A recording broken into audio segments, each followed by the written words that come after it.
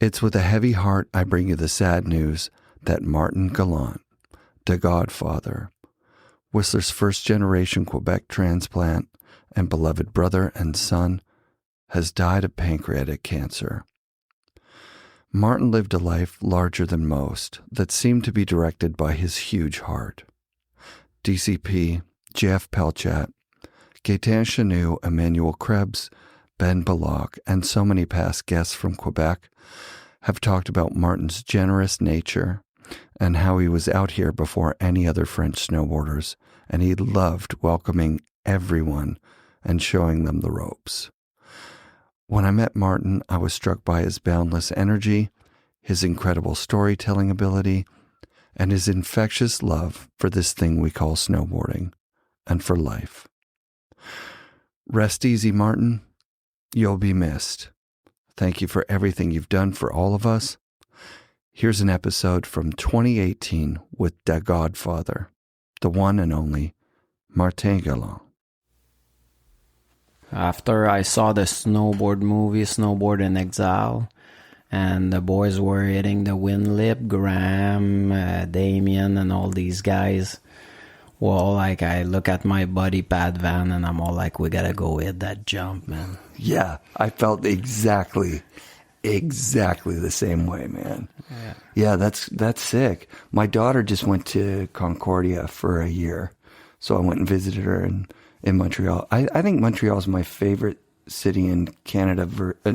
Like, it's very close to Vancouver, and then everything else is very far behind that. Montreal is really super nice. Yeah, a lot of culture. It's my favorite city, but I don't like city anymore. So yeah, you're set up pretty great out here. How long have you been out Squamish Valley Road? Squamish for, I don't know, man, like 10, 12, 15 years, something like that. Yeah. Did you ever go back after you moved to Whistler, like back to Montreal or? Yeah. But lately, not much. My mom moved out here. Everybody's here. Sick. My dad's in Florida. I'm going to see him for the bike week, Daytona Bike Week. Sick. Wow. Oh, so he's like a snowbird? Like, does he go between like Quebec and then down to Florida, or he just moved there permanently? He just moved there. Yeah, that's sick. Right. So what was your first board then? My first board was a Vortex. A Vortex was made in Quebec, right in my town. That company were making the first Sim snowboard. Sick. They made after that the Look Bert Lamar with the dick shape, you know. That's where those were made? Those were made in Canada? Yeah. Unfucking believable. Did you ever ride one of those? Oh, yeah. It would shoot snow up on the nose. Like when you would carve, it would shoot snow at you. It was not a functional shape. We didn't have that problem in Montreal because it's just pure ice. Yeah. I remember looking at, because I grew up and I started snowboarding when I was in Sudbury. And I remember looking at the hill and it was blue. Like, I'm like, it's not just ice, it's actually blue. What the hell? Oh, yeah. It was so gnarly, hey? Yeah. We called powder that stuff like just at the sides. You know, you'd scrape the ice and then you'd be like, oh, it's powder over here. Mm-hmm. And it was like just corn snow. It was horrible. Yeah. So you moved... My cousin lived right beside the manufacturer, so someday I broke my ski and broke my mom's ski, my brother's skis, and on a school trip, and my mom had to buy ski boots, and we walk in the store and the guy's all like, oh, this is a snowboard, your kid can use his normal boots and all this, and he'll never gonna break that. It's warranty. We'll give him a... So I called my cousin. I'm all like, hey, you want to start snowboarding with me? He's all like, they make those right beside my house. I'm all like, go knock at the door. Go ask them if they can sell us a snowboard, you know? And he's all like, no. We'll go knock at the door when you come see me this weekend. We can go together. So we went knock at the door, and the guy sold us that Vortex snowboard. That's amazing. $400 a pop. We bought 2 of them. And I told my cousin, I'm going to show you how to snowboard. I'm a skateboarder, you know, like, I got this, no problem. It's going to be fun. And we're going down the hill. We're catching edge, back and forth, hitting her head. And him, he's a smart guy at school and everything. And he's the one that figured out, like, you had to move the back foot. Yeah. So I'm falling, he's passing me, he's all like, Martin, move your back foot. I'm all like, no, I'm the skateboarder, I'll show you. And he's just passing me, he's ripping down the hill, he's doing 3 laps when I do 1 lap, and finally he stopped by me and he showed me how to snowboard. That's fucking awesome, dude. So how old are you at this point? I don't know, but in high school. Yeah. And I did not finish high school, so. And did you move out to Whistler just you, or did you pack up your cousin and a buddy? Or Yeah, my buddy Pat Van, well, after we saw that movie, we decided to quit school. Wow. And bought a car. And we pack up the car and we drive straight to the Windlip. What time of year was it? Was the Windlip, was it firing? Was it winter? Yeah, we drove before the season, so we probably left Montreal, I don't know, in October or something like that, you know. Yeah. Just to get or in November. We got here, it was dumping, the mountain was open, it was straight on. Fuck yeah.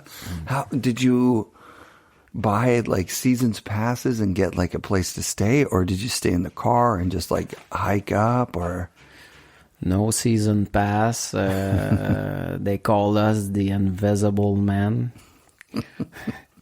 So there's many good tricks, you know. Yeah. And we stay at Kevin Young's place, Mark Morissette, and Stu Osborne.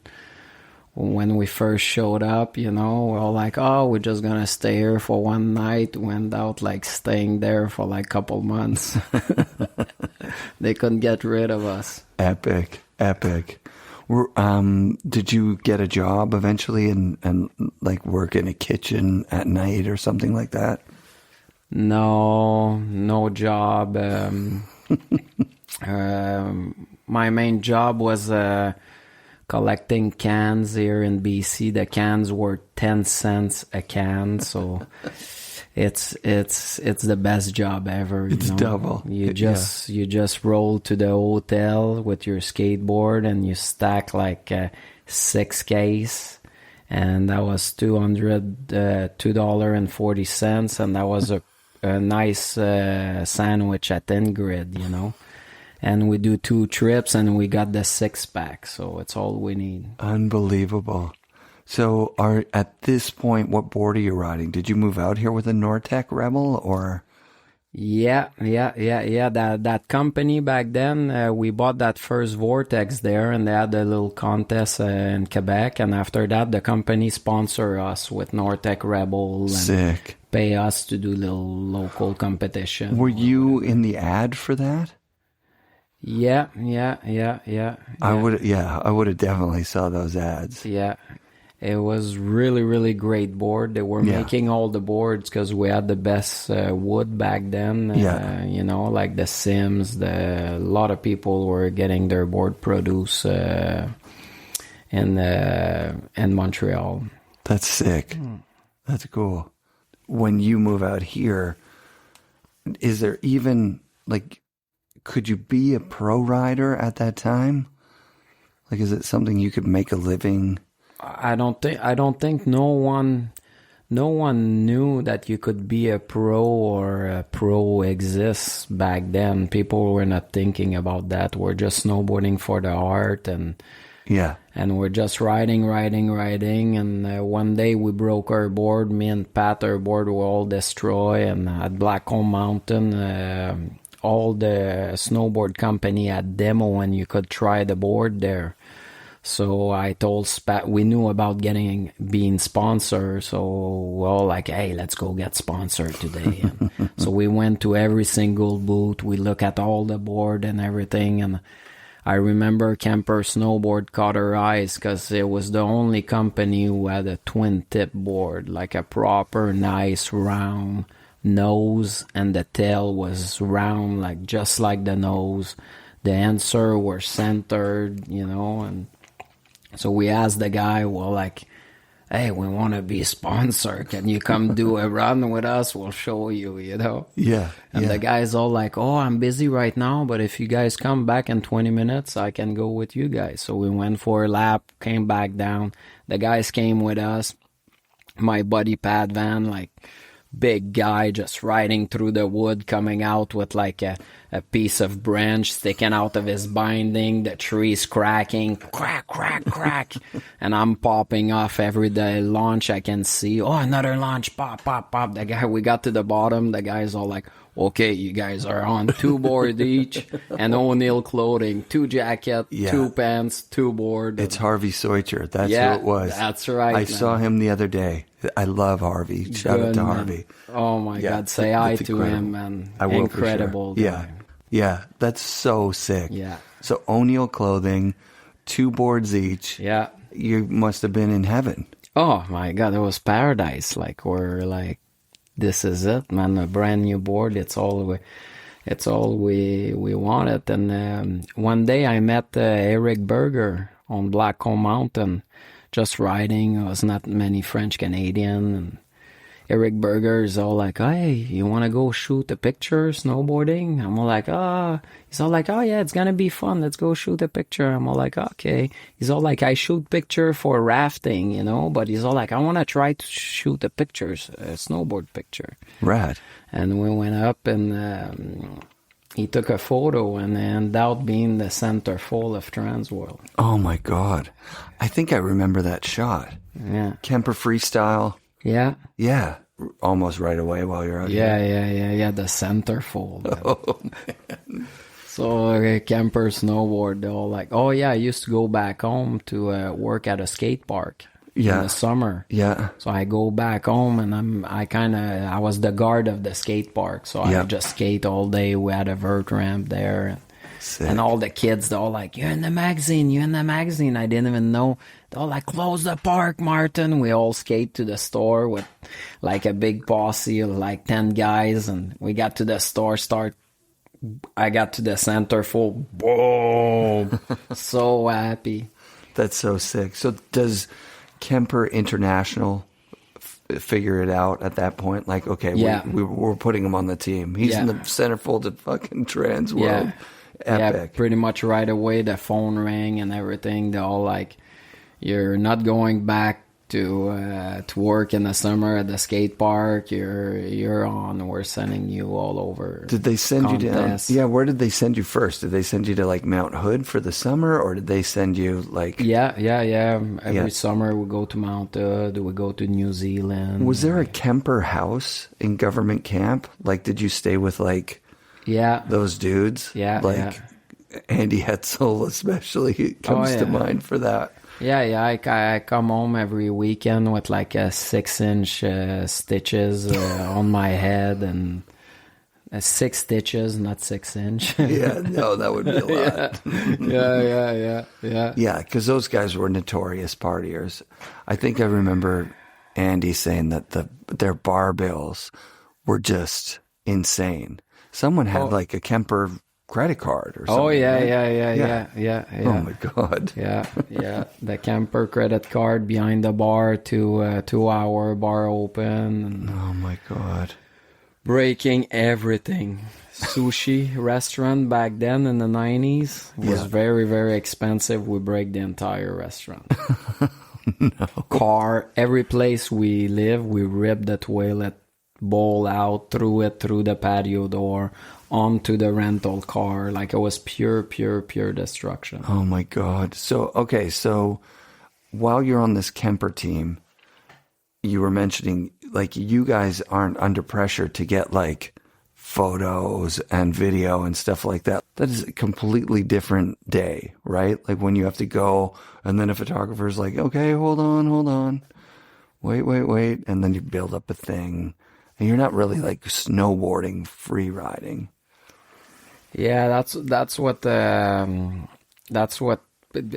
era was, just like snowboarding for your heart and stuff like that. And that's what the camper team did to me. They kept it real, like, like the boys, like the entire camper team, like they snowboard for themselves, and they were like hardcore guys. And it was not like if you stop to take a picture or to film, or you were a poser, like they're pretty much laughing at you and stuff like that. We had the camper movie, us, but we never filmed.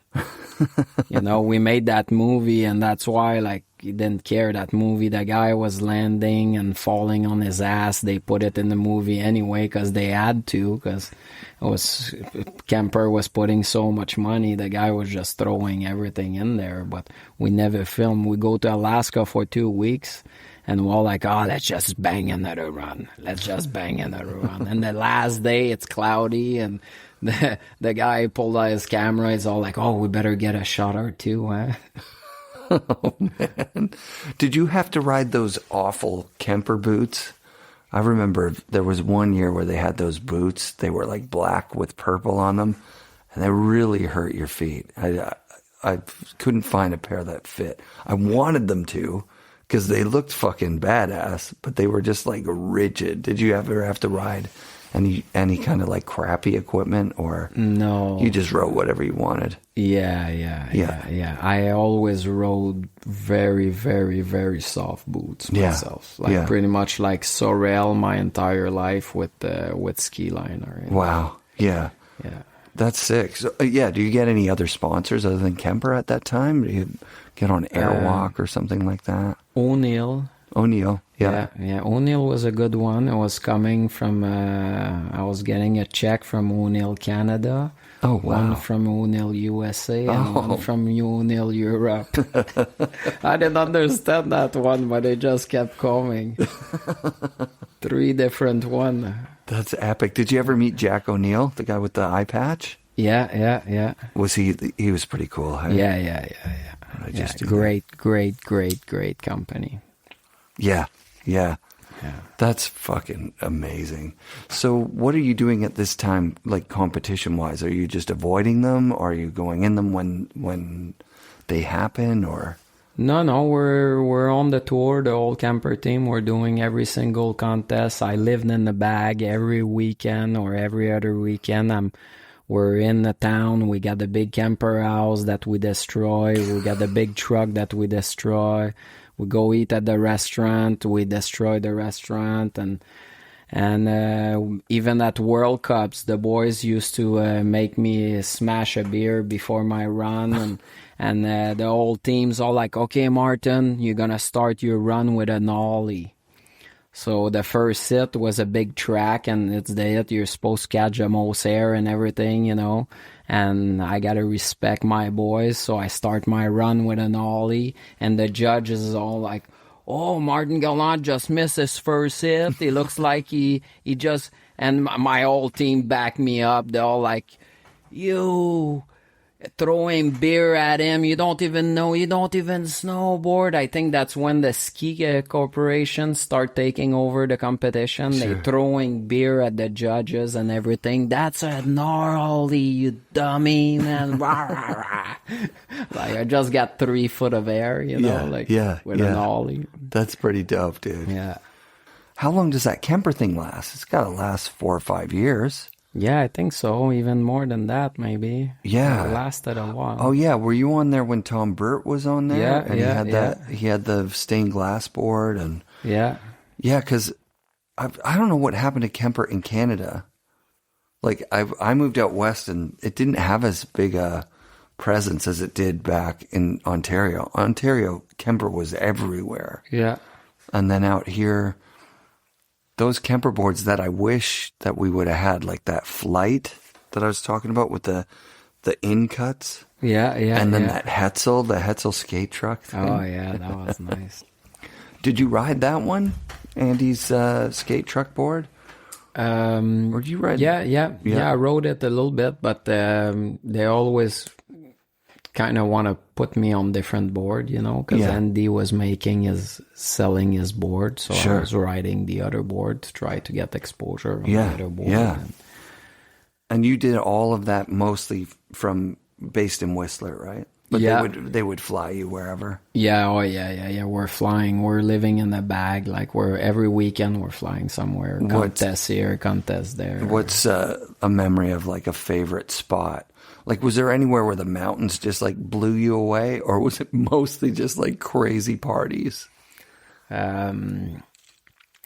Crazy parties, but Alaska was pretty badass back then. It was like the token, like Las Vegas, you had a yellow token was the plane with skis. They land you on top of the glacier. You do a run all the way to the highway, and they bring you back to the LZ. The blue token was $35.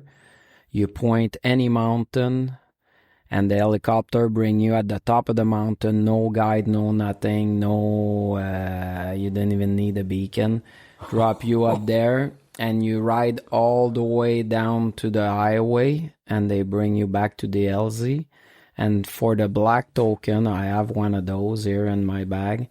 That one was $50. The helicopter brings you to any mountain you pointed and pick you up at the bottom and bring you back to the LZ. Whoa. So it was cheap. So we just put the camper card behind the thing, and our pockets was like full of token. And at the bar at night, like we're pulling out money out of our pocket. Tokens are falling on the ground. Like all the locals, they run and they just dive for the token.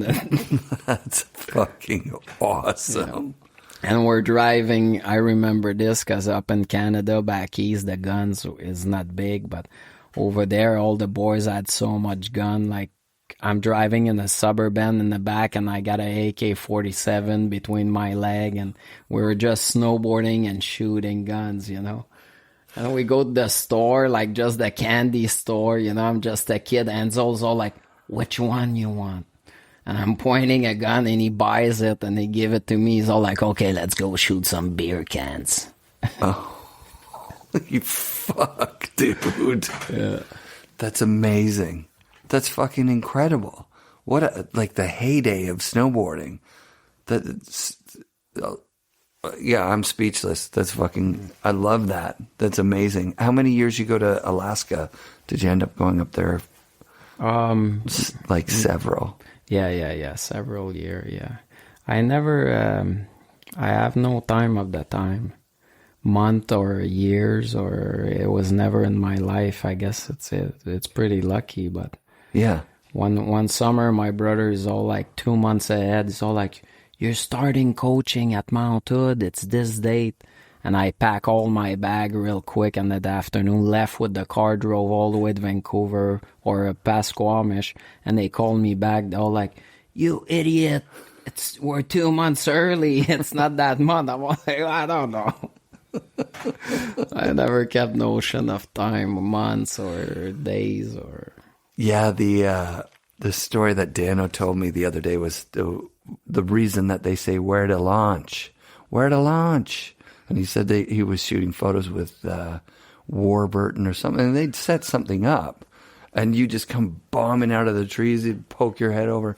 All right, where's the launch? Like, where to launch, man? Because you're like, let's get some money. I want that shot too, man. Like, wherever it is, I'm going to hit it fast, and I'm going to fucking do something great. Like, and Dano said that a lot of times you would just show up at a photo shoot and get some hammers. Like, you were always fun to shoot with, he said. Just like high energy, happy to ride, and fucking ready to throw down. Yeah.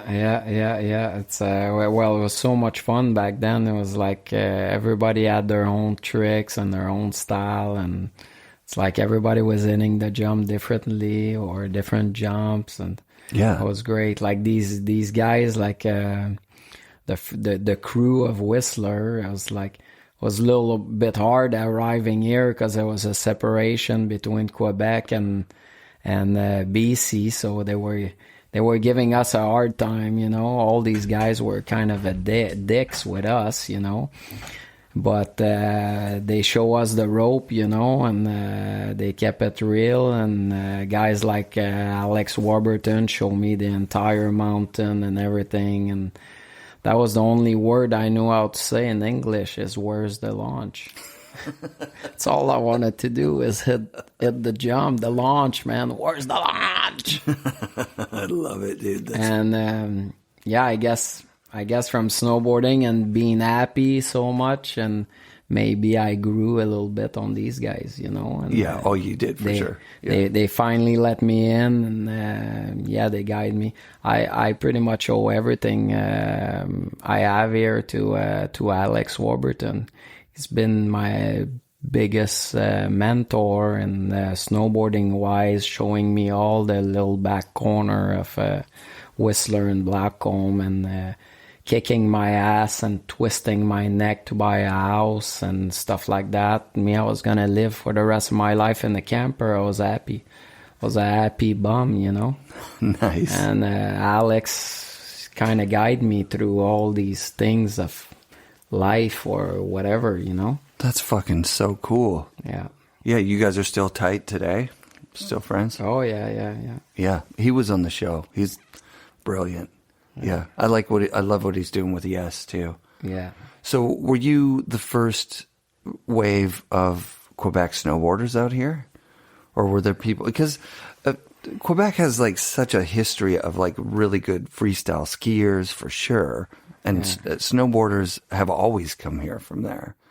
But you might be one of the very first, right? For snowboard specific? Yeah. It was like Mark Morissette and Eric Marchand and oh yeah, and I think, you know, and then did you take some of the guys like JF or DCP kind of under your wing when they came out here? Because there is a bit of a divide still between the full French speaking crews and the English guys, a little bit. Yeah, you know? yeah. It's always been with the, like BC was like the separation and stuff like that. Like every night we're getting in a fight, you know. It's like and Whistler, like every single night. If we close the bar, we're in a fight, you know. It's like yeah. So when like JF comes out, what was the? Were you 418 or was that after you? That was after. All the boys were like my brother and the crew and GF and all these guys at the Emerald House, Alex Oshu and all these. They were sick of like, you know, my brother flipping burgers and the other guys, Martin Gagné, who edited the movie, and we decided to buy a camera. I bought some camera. I bought a big 32-foot motorhome, and we bought a couple snowmobile, and we went on the road. And we sold the footage to Adventure Scope. Oh, sick. That was who I was filming for, you know. Like Jacques took me under his wing and put me in his movie and stuff like that. He helped me a lot, Adventure Scope, with the career, but we made all these guys. They got out of the kitchen and they start like learning how to edit a movie, playing with computers, with camera, and it kept our gang here together. And for another 5 years in Whistler, you know, like making these gathering videos. And, the gathering, yeah. And it was building up kids that nobody knew about them. We were teaching them, and company were paying us to teach them the rope in the backcountry, how to be safe in the avalanche, and how to produce a movie part and build good jump and fix the sled and blah, blah, blah, you know? Yeah, that was cool when I rolled up in your you're showing Nat, okay, here, you want to do this before you go out tomorrow, or else you're going to be, was it just, it's going to be a waste of gas if she didn't clean out the clutch there or whatever? I mean, you're just always doing stuff like that, right? Like helping people with their stuff. Yeah. And you learned all that just by doing it, being out here. Well, from other people too, like Eric Smith for apps. Adventure Scope back then was a big production, and they used to hire a guide to take care of us. You know, the guide, Eric Smith, that was our guide. He passed away, sadly, but he showed me everything. He showed all of us, the old school Whistler guys. He showed us everything about avalanche, how to fix a snowmobile, how to get unstuck, how to deal with injuries. You know, he had high energy, and to pack up a good lunch for the day and the important thing in your bag and blah, blah, blah. Like, that's cool. Yeah. That's cool. What do you think about how crowded it is out there now? Did it gradually get more crowded, or was it like all at once it happened, or is it not that crowded? Right now it's really crowded, because now the sport is not crowded for snowboarding. It's crowded for snowmobiling, because the last 2 years or 3 years, snowmobiling is a sport now. It's really a sport. Everybody snowmobiles, like the girls, the guys, the snowmobile is really hot right now. You have a few friends that got into those snow bikes, and I was like, but you can't double on those. And he was like, exactly. Yeah. Yeah, no, I don't bring my board anymore. I just go on my snow bike.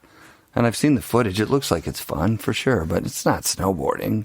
No, Snowboarding's so much more fun than that. Oh yeah, I just use the snowmobile for snowboarding. Yeah, yeah. It's an old man sport. When I get old, then I'll sit on the big couch and I'll go snowmobiling and drink some beer, you know. Right. Were you guys doubling up there back in the day? Like before they had the handles and everything? Like you're just like two guys on one sled, like fumbling around out there? Yeah, we figure it out. I don't remember who figured it out or how. I don't remember any of that. But yeah, one day we just like 2 person on each rail, and up the hill we go, you know. Yeah, see, because I wouldn't have figured that out on my own. When I went to go with my buddies the first time, I sat backwards on the back. Maybe I even sat forwards, like, okay, I'll be on the back and I'll be holding like this, right? I think I was no. Yeah. And fuck, it kicks your ass. It kicks your ass. That first couple of times that you're doing it and you don't really know what's up, it was a lot more intense than I was expecting. And then after I got to know what it is, there's nothing better. There's no better way to access good lines, I don't think. Helicopter, but yeah, heli's so expensive. You only get a few runs in a day. Yeah. Sledding, you can go anywhere. And you can scope your stuff so well. Yeah. Yeah. Can look at different angle, go the mountain across, look from the sides. Like helicopter is pretty badass when you're in the chopper and you're looking through a small window and you're like, okay, I'm gonna go do this run. I count on my finger. My thumb is my first turn. The index is the other turn. The rock, the this, the that. You gotta remember that whole run in like a fraction of a second. And you know, that cliff could be like, you think it's a 30-footer, it's a 65-footer or whatever, you know. It's like, it's pretty crazy. It's the guys who can fly in a helicopter and scope a line, go to the top and ride that line to the bottom and nail it. They're the good snowboarders. Yeah, yeah. Not many people can do that. Till this day, it's very rare. Agreed, yeah. Where's the first zone that you sled into? Is it somewhere like really easy? Do you go to Brandywine or you go somewhere? Yeah. Brandywine, Rainbow, Gallant was our favorite zone. Yeah. Lots of bumps, like where you're getting more shit kicked the snowmobile ride than the snowboarding. Yeah.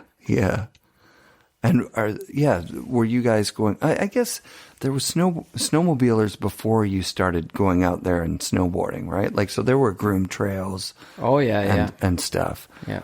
Did you get some slack from the sled necks, like the actual sledders? Like, what the fuck are you guys doing? Drinking beer, having fires, snowboarding, making a mess.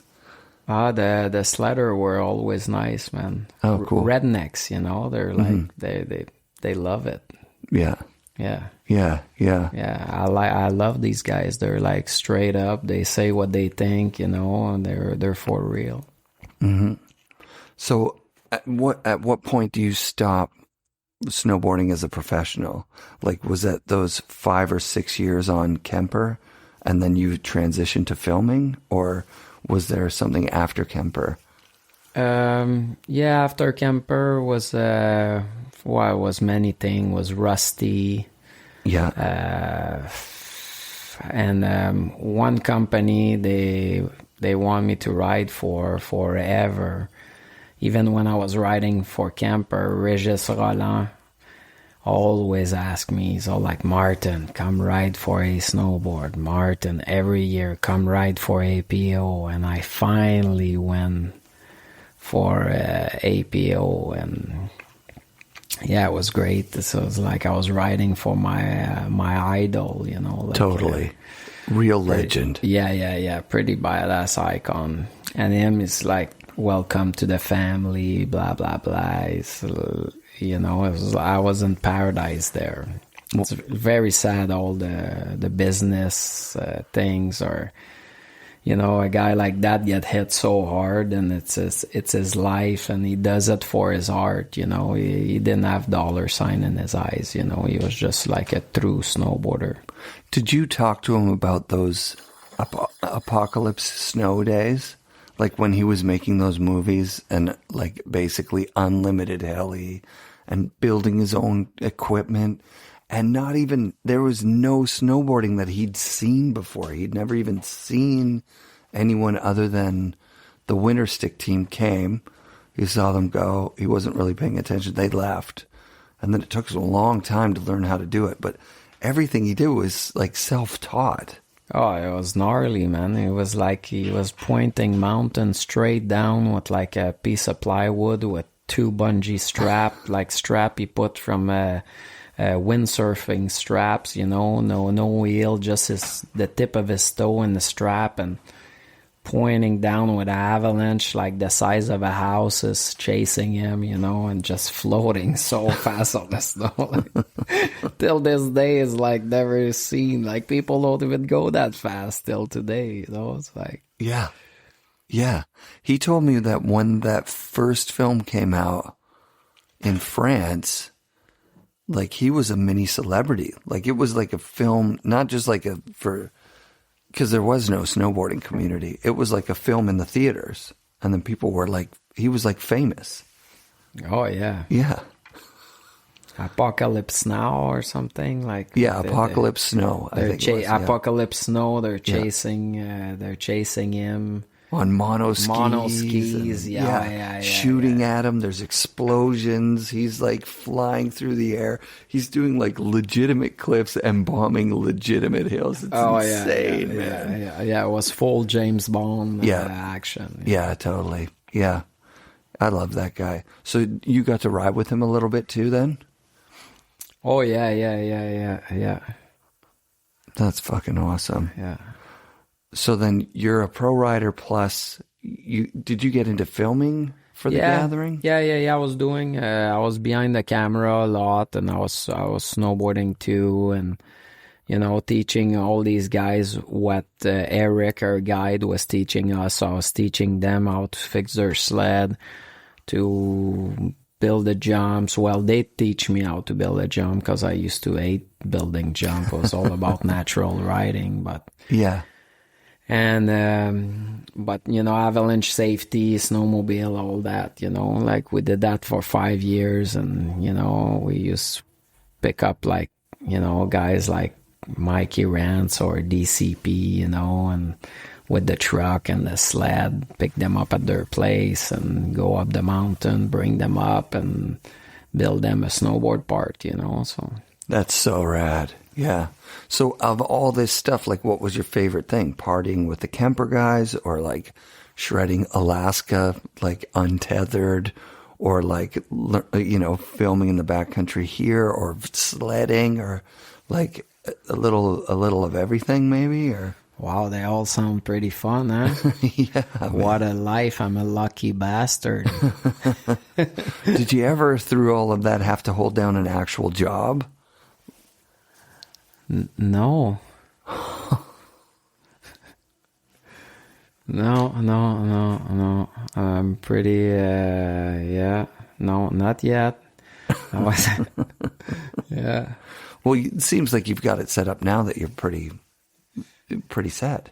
Yeah, I got, it hit me hard like a few years back, when that like snowboarding thing was kind of over, and I'm all like, I was talking with my friend Lenny, and I think I need to go find a job, man. I'm all like, I don't know what I can do. 9 to 5, go work. Like, what can I do, Lenny, And he's all like, and I just finished building a log home. I've been collecting the logs for 2 years in the bush, recycled from logging slash and stuff like that. And I just put up this house with all the trees I found in the bush.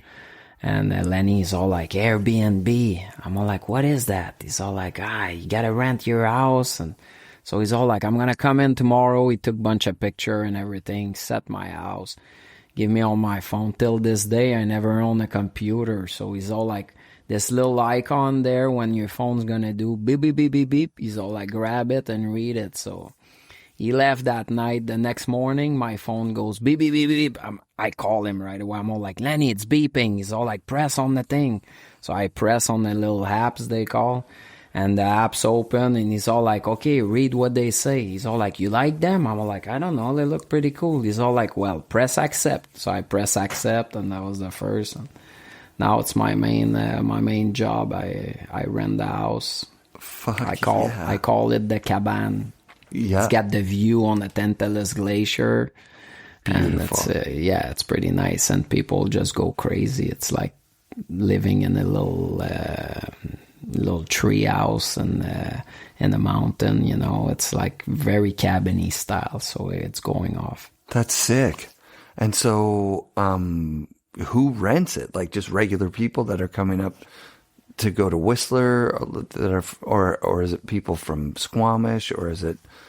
Yeah, lots of people from Vancouver. They just want to get away for the weekend. Lots of people from Washington, Europeans, all kind of people.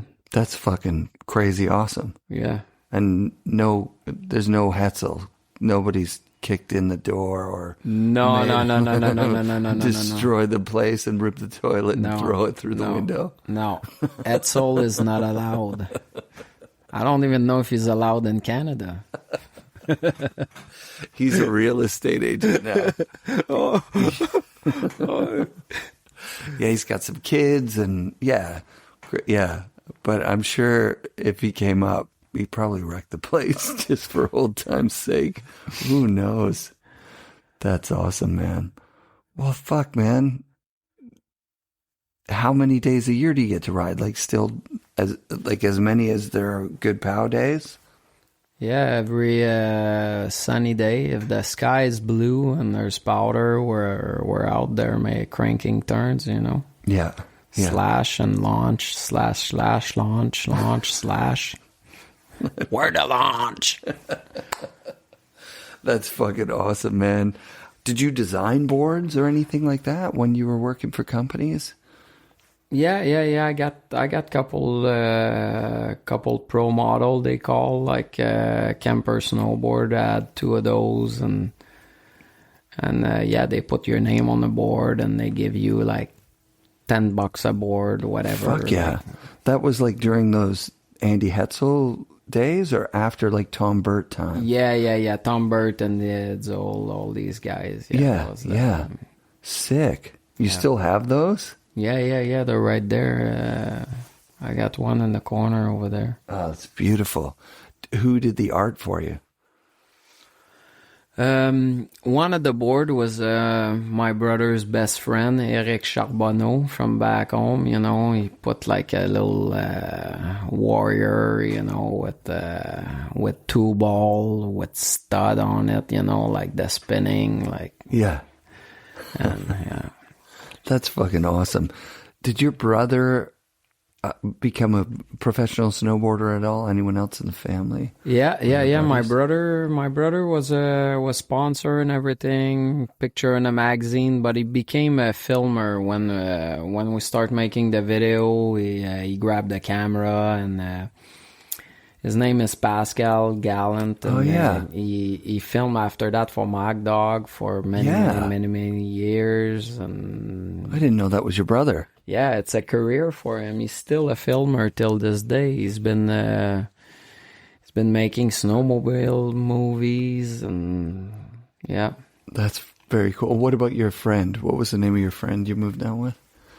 Pat Van. Yeah, Pat Van's back home, but he was here last week. We had a great time, man. Sick. Yeah. Did he go home pretty much right away when you guys come out, or? No. He stayed here a long time. Yeah.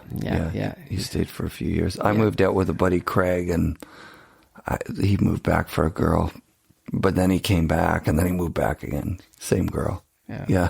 It's not for everybody, hey? You know? Yeah. There's a lot of family back east. Sometimes I feel that pull. Not that often, to be honest. When you wake up here, it's like, anytime I go back to visit, I'm like, I'm glad I live here. Yeah. It's crazy back there. Yeah. Even Montreal, when I went with my daughter, I was like, I don't remember it being this cold. And I don't remember it being this kind of like, it's just not as fun as when I was a kid and I was there. And, you know, the bar scene there is really good. But it's also beautiful, actually. We went up Mont Royal and did all the stuff that you can do up there, you know, like you can do tobogganing and cross-country skiing and skating and all that. It's pretty nice to live in the winter, because in Vancouver, it's just the same every season. Well, except in Montreal, you can breathe, your nostrils stick together because it's minus, like, this week is minus 50 over there. Minus 50. Yeah. Yeah, and your eyelashes stick together. And your nose, yeah. I don't miss that. That's rough, man. That kind of, when you're hitting the launch everywhere on the mountain and you land on that hard ice, it's kind of hard on the feet, man. With your frozen body and bone, you're like, the binding are super stiff, the boots, everything. Yeah. Do you do any of the no-board stuff? Do you do any of the pow surfing? I did not get, I'm not into it yet. Yeah. I kind of like to crank my Slayer when I snowboard and crank some hard turn and hit some kicker still, you know? Yeah. I think the snowboard will come when I get old, you know? Yeah. Looks like more of an old man sport, you know? I saw some guys doing it when we went snowcat like a couple weeks ago, and I was like, it sure looks fun. It looks like you're having a lot of fun. And like a 10-foot air seems like a 1,000,000-foot air, you know? Yeah. Like it's Yeah. But it seemed like people could do it pretty easily. It's pretty, like, I thought it would be harder than it, but I didn't try it. It looks super fun. I tried it before. Yeah. I've tried snowboarding, like with the actual, like with a snowboard with the pad, and that was fun. But the pow surfers seem to have way more control. Yeah. I love surfing more than snowboarding now. It's like really? The real surfing is my... Where's your spot? I go to many different spots, but I love the beach and the ocean. I think it's calling my name. Yeah, that's right. And you can just, when your phone beeps, you just press accept, and then there's more money for more surfing. Yeah, that's right. That's fucking awesome. Well, thank you so much for doing the show, dude. Is there anybody you want to shout out or anything you want to? Yeah. The Whistler crew, man. Thank you for the good life. Sick. FNRad shout outs to Martin Gallant, to Godfather. Thank you for adding so much to this close-knit community of misfits and visionaries. The world's a better place because you were in it. You were a unique, bright, and shining light that snowboarders like me love to crowd around and listen to you tell stories all day. Thank you, man.